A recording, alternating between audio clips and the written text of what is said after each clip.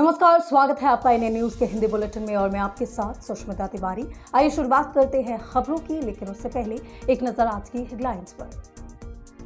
अलीगढ़ का अब नया नाम हरिगढ़ होगा, जल्द बदला जाएगा नाम, नगर निगम में प्रस्ताव हुआ पास। अपने वेतन को पाने के लिए सड़कों पर उतरी महिला पुलिसकर्मी, रात भर दिया धरना। जिलाधिकारी कार्यालय के सामने भाजपा कार्यकर्ता का आमरण अनशन, लगाए न्याय की गुहार। विधानसभा घेराव के दौरान पटना में आंगनबाड़ी सेविकाओं पर वाटर कैनन से छोड़ा गया पानी, एक की मौत का दावा। जयंत चौधरी ने अखिलेश यादव को दिया समर्थन, सपा कांग्रेस विवाद पर पहली बार बोले आरएलडीटी। आईआईटी कानपुर की कृत्रिम बारिश से साफ होगी दिल्ली एनसीआर की प्रदूषित हवा, संस्थान ने भेजा प्रस्ताव। और आइए अब विस्तार से नजर डालते हैं खबरों पर। उत्तर प्रदेश के अलीगढ़ का अब नाम बदला जाएगा, जल्द इसे नए नाम यानी हरिगढ़ से जाना जाएगा। अलीगढ़ नगर निगम में ये प्रस्ताव पास हो गया है। अब इस प्रस्ताव को शासन को भेजा जाएगा। आपको बता दें, अलीगढ़ के मेयर प्रशांत सिंगल ने उम्मीद जताई है कि प्रशासन जल्द इसे मंजूरी देगा। समाचार एजेंसी के मुताबिक मेयर प्रशांत सिंगल ने बताया है कि नगर निगम की बैठक में एक प्रस्ताव रखा गया था कि अलीगढ़ का नाम हरिगढ़ किया जाए। सर्वसम्मति से प्रस्ताव पास कर दिया गया है। अब इसे आगे शासन को भेजा जाएगा। उन्हें उम्मीद है कि शासन उनकी मांग पूरी करेगा। आपको बता दें, पुरानी सभ्यता और सनातन धर्म की परंपरा को आगे बढ़ाने के लिए ये मांग की जा रही थी। बहुत जल्द अलीगढ़ को हरिगढ़ के नाम से जाना जाएगा। इसके अलावा कई रेलवे स्टेशन के भी नाम बदले जा चुके हैं। योगी सरकार में ही मुगल सराय रेलवे स्टेशन का नाम बदलकर पंडित दीनदयाल उपाध्याय जंक्शन और झांसी रेलवे स्टेशन का नाम बदलकर वीरांगना लक्ष्मीबाई रेलवे स्टेशन किया गया था। और मैं सबसे पहले पूरी देश की जनता को आने वाले त्यौहार दिवाली की बहुत बहुत बधाइयाँ देता हूँ। कल सदन की मीटिंग में एक पार्षद श्री संजय पंडित जी द्वारा एक प्रस्ताव अलीगढ़ को हरिगढ़ का नाम करने के लिए रखा गया, जिसको सर्वसम्मति से सभी पार्षदों ने इसको यहाँ से अपनी सर्वसम्मति देकर आगे अब इस निगम के द्वारा ये प्रस्ताव को आगे शासन पे भेजा जाएगा। और मुझे पूरी उम्मीद है कि आने वाले बहुत ही जल्द शासन इसको संज्ञान में लेकर अलीगढ़ के नाम को हरिगढ़ करने की मांग को, हमारी अलीगढ़ की मांग को, इसको पूरी करेगा। क्या बनता है इसके पीछे? एक हमारी जो सभ्यता, पुरानी हमारी जो संस्कृति है, हमारी जो सभ्यता है और जो सनातन धर्म की हमारी एक परंपरा रही है, उसको ही आगे बढ़ाते हुए हम सब अलीगढ़ के जनप्रतिनिधि द्वारा ये मांग बहुत समय से उठती आ रही है और अब पूरे अलग अलग बोर्ड में इसका प्रस्ताव पास होकर शासन को भेजा जा रहा है, ताकि शासन द्वारा इस पर जल्दी ही मोहर लगे और अलीगढ़ को हरिगढ़ के नाम से बहुत जल्दी जाना जाए।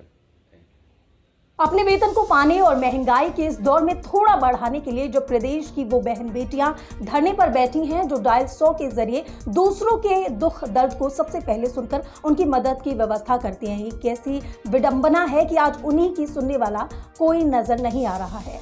नजर डालिए इस वीडियो पर। एक बहन ने यहाँ की सैलरी जो है बहुत समय से बढ़ी नहीं है, इसको बढ़ना चाहिए। आप भी मैं समझ गया, आपकी बात मैंने सुनी, लेकिन बिना निगोशिएशन के और बिना सक्षम स्तर पे संवाद किए ये समस्या का निराकरण नहीं होता है। आपसे मेरा अनुरोध है, अपना एक डेलीगेशन बनाइए। कभी भी कोई भी समस्या आप देखिए। उत्तर प्रदेश जनपद बलिया में जिलाधिकारी कार्यालय के सामने भाजपा कार्यकर्ता नंदलाल सिंह ने आमरण अनशन शुरू किया है। नंदलाल सिंह ने बताया है कि न्याय के लिए उच्च अधिकारियों के चक्कर लगाकर वो थक गए हैं, इसलिए आज डीएम कार्यालय के सामने आमरण अनशन पर बैठे हैं। उनका कहना है, जब तक उनको न्याय नहीं मिलेगा तब तक वो आमरण अनशन खत्म नहीं करेंगे। नजर डालिए उनके इस बयान पर। हाँ, नंदलाल सिंह नाम है मेरा। मैं भारतीय जनता पार्टी में 40 वर्षों से कार्यरत हूँ। 3 कार्यकाल भारतीय जनता पार्टी में जिले के महामंत्री का दायित्व रहा है मेरा। प्रांतीय परिषद का सदस्य भी रह चुका हूँ। 91 से 94 तक मंडल अध्यक्ष के रूप में मेरा कार्यकाल रहा है। आज मेरी काश्तकारी जमीन है, वो पूर्व से ही हमारी पुश्तैनी जमीन है। वो हमारे ही गांव के कुछ दबंग किस्म के लोग जबरदस्ती हमारी जमीन पर कब्जा करके जोत रहे हैं। इसके संबंध में मैं बार बार तहसील दिवस पर, थाना दिवस पर, जिला प्रशासन के पास मैंने बार बार प्रत्यावेदन दिया है। 2020 में भी दिया, 21 में भी दिया, 23 में भी दिया। 2 बार उस पर मारपीट हमारे साथ की गई है, जिसका मुकदमा भी दर्ज नहीं किया गया और जबरदस्ती मेरी जमीन को कब्जा करके जोता जा रहा है। इसके संबंध में मैं बार बार तहसील प्रशासन में गया थाना दिवस पर एसडीएम ने लेखपाल कानगो को भेजा कि जाकर इनकी जमीन को निकाल दो। इसके बाद जब धर्मेंद्र सिंह का फोन गया, जो दयाशंकर सिंह राज्य मंत्री हैं, उनके भाई हैं, वो अपना रिश्तेदारी जोड़ लिए हैं कब्जेदारों के साथ। एसडीएम को उन्होंने दबा दिया। एसडीएम ने मना कर दिया कानगो लेखपाल को, बिना नापी किए वापस चले आओ। वो सब चले आए। इसके संबंध में 2 तारीख को मैंने जिलाधिकारी को अपना लिखित प्रत्यावेदन दिया और इसके साथ कि अगर 5 तारीख तक मेरी समस्या का समाधान नहीं हुआ तो 6 तारीख को दिन में 12 बजे से मैं आमरण अनशन पर बैठूंगा जिलाधिकारी कार्यालय के सामने। इसकी कॉपी है जो मैंने दे रखा है और इसी के लिए मैं आज यहाँ पर आमरण अनशन शुरू कर रखा हूँ। राजधानी पटना में मंगलवार यानी आज आंगनबाड़ी सेविकाओं पर पुलिस ने वाटर कैनन का प्रयोग किया। आंगनबाड़ी सेविकाएं विधानसभा घेराव करने के लिए निकली थी। अपनी मांगों को लेकर 1.5-2 महीने से ये लोग हड़ताल पर हैं।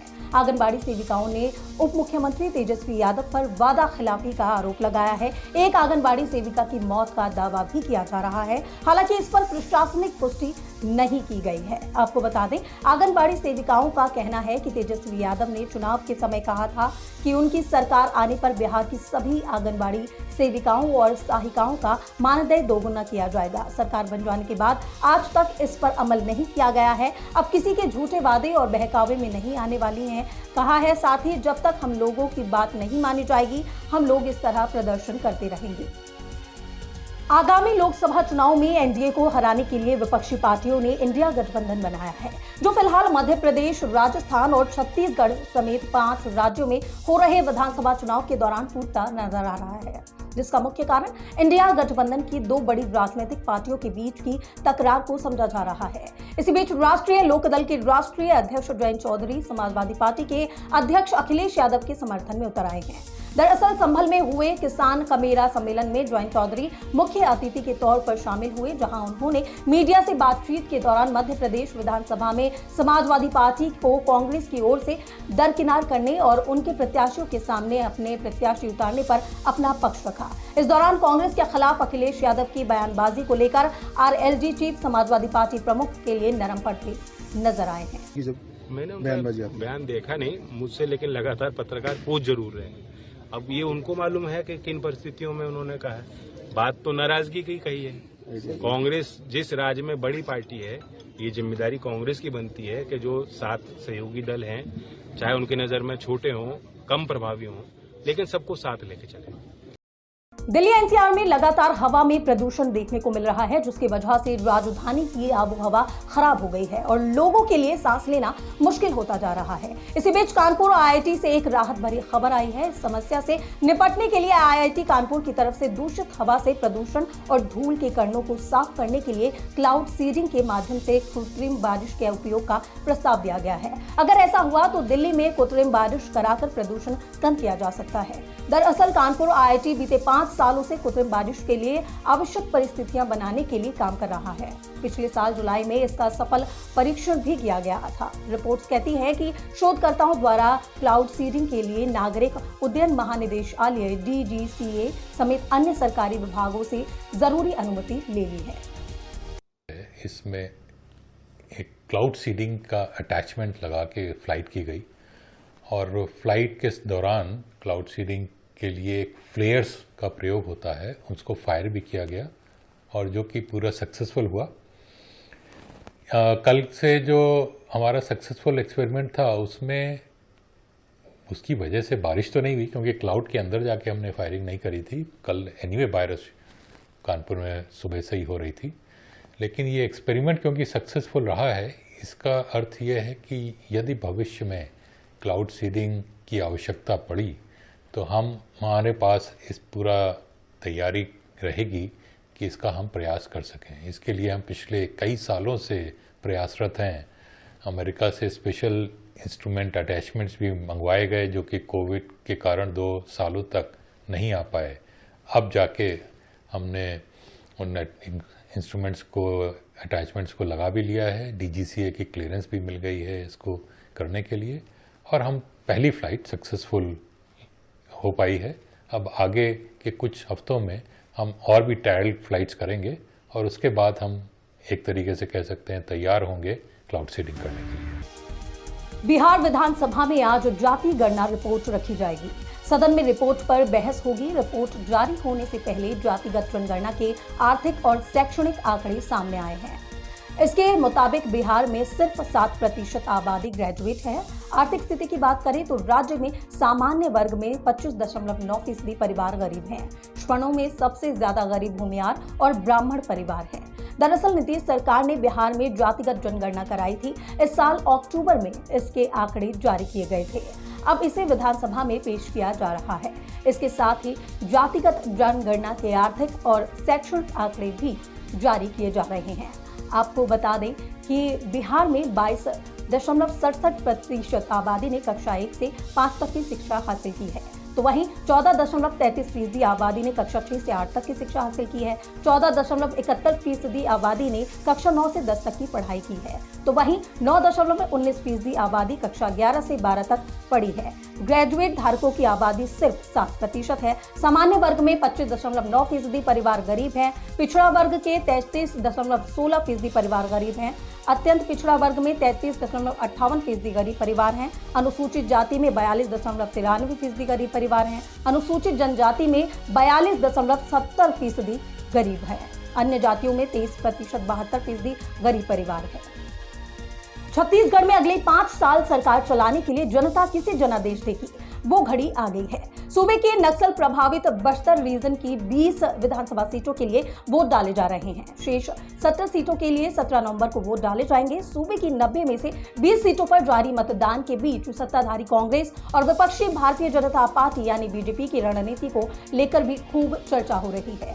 पहले चरण का प्रचार थमने के बाद कहा तो ये भी जा रहा है कि छत्तीसगढ़ में कांग्रेस का कर्नाटक वाला विनिंग फॉर्मूला अपना रही है बीजेपी। इसके पीछे तर्क टिकट बंटवारे से लेकर प्रचार तक की रणनीति समानताओं के दिए जा रहे हैं। किसने कहा किस तरह के मुद्दों पर फोकस किया जाए, कब उम्मीदवारों का ऐलान किया जाए, प्रचार के लिए किस रणनीति पर फोकस बताया, ये सब किया जा रहा है। चर्चा कांग्रेस के कर्नाटक वाले और बीजेपी के छत्तीसगढ़ फॉर्मूले की समानताओं को लेकर भी की जा रही है। दिल्ली एनसीआर में बढ़ रहे प्रदूषण को लेकर सुप्रीम कोर्ट ने सख्त टिप्पणी करते हुए कहा है कि राज्य सरकारें सख्त कदम उठाएं, वरना हमने अपना बुलडोजर शुरू किया तो फिर हम रुकेंगे नहीं। जस्टिस कौल ने कहा है कि अगर मैं बुलडोजर चलाऊंगा तो अगले 15 दिनों तक नहीं रोकूंगा। Justice SK. कौल ने कहा कि हम चाहते हैं कि दिवाली की छुट्टियों से पहले सभी पक्ष मिलकर एक बैठक करें और समस्या का तत्काल समाधान करें। कोर्ट ने कहा है कि यहां तक कि दिल्ली में बसों के जरिए होने वाले प्रदूषण का प्रतिशत भी बढ़ता जा रहा है। सुप्रीम कोर्ट ने पूछा है कि क्या धान की फसल की बजाय मिलेटा यानी मोटे अनाज उगाने को बढ़ाया दिया जा रहा है। इसका प्रचार तो खूब हो रहा है।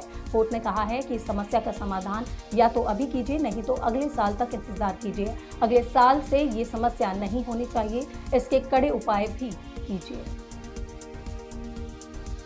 सूचना आयुक्त हरिलाल सामरिया की केंद्रीय सूचना आयोग CIC प्रमुख के तौर पर नियुक्ति को लेकर कांग्रेस और बीजेपी के बीच विवाद पैदा हो गया है। लोकसभा में विपक्ष के नेता और कांग्रेस सांसद अधीर रंजन चौधरी ने इसके खिलाफ राष्ट्रपति द्रौपदी मुर्मू को चिट्ठी लिखकर शिकायत की है। उन्होंने कहा है कि इस मामले में उन्हें अंधेरे में रखा गया है। कांग्रेस ने संवैधानिक प्रक्रियाओं को उल्लंघन किए जाने की बात की है। मुख्य सूचना आयुक्त हरिलाल सामरिया के चयन को लेकर अधीर रंजन चौधरी ने राष्ट्रपति द्रौपदी मुर्मू को पत्र लिखा है। इसमें उन्होंने कहा है, लोकसभा में सबसे बड़े विपक्षी दल के नेता के तौर पर चयन समिति का सदस्य होने के CIC के चयन की लेकर मुझे अंधेरे में रखा गया। उन्होंने ये भी कहा कि CIC के चयन को लेकर प्रधानमंत्री नरेंद्र मोदी के आवास पर 3 नवंबर को बैठक भी की गई, मगर इस बारे में भी उन्हें जानकारी नहीं दी गई। फिलहाल आज के बुलेटिन के खबरों में मेरे साथ बस इतना ही। ऐसी और ताजा तरीन खबरों और अपडेट से जुड़े रहने के लिए बने रहे मेरे साथ और देखते रहें NN न्यूज। फिलहाल आज के बुलेटिन के खबरों में मेरे साथ बस इतना ही। ऐसी और ताजा तरीन खबरों और अपडेट से जुड़े रहने के लिए बने रहे मेरे साथ और देखते रहें NN न्यूज।